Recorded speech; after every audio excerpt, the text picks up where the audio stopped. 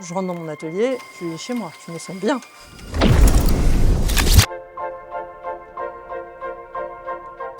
Quand j'ai ma peau qui est étalée, j'ai vraiment l'impression d'avoir le truc de la feuille blanche pour l'écrivain. C'est-à-dire que je vais partir de ça et il va falloir que je fasse quelque chose.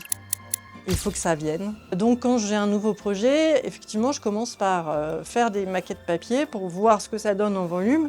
Mais après, en papier, c'est pas la même résistance et tout ça que le cuir. La différence de souplesse, la différence d'épaisseur. Ce que j'aime aussi dans mon métier, c'est qu'on a des gestes très variés.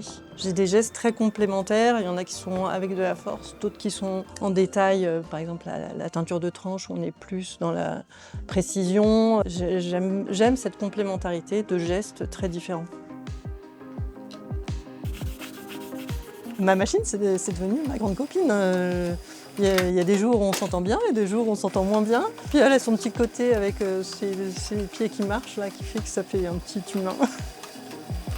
La pratique fait qu'on va de plus en plus vite et qu'on travaille de mieux en mieux.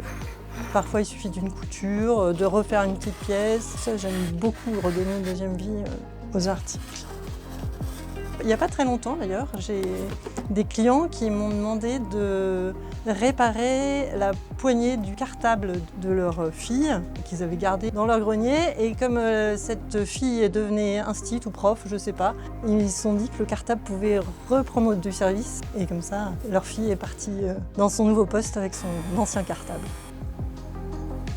Le couteau, c'est l'outil que j'utilise tout le temps. Si on me l'enlève, c'est comme si on m'enlevait un bras, quoi.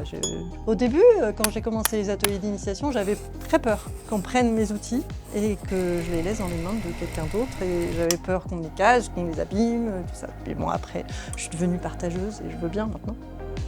Les peaux de poissons qui sont tannées à Lyon par un tanneur et qui récupère ça dans les sushi shops. Ça donne des effets métallisés, en dégradé, enfin, ils font des trucs merveilleux et ça me donne des petites touches décoratives à mes créations. J'aime bien le côté primitif, c'est-à-dire que je valorise un animal qu'on a mangé du début jusqu'à la fin.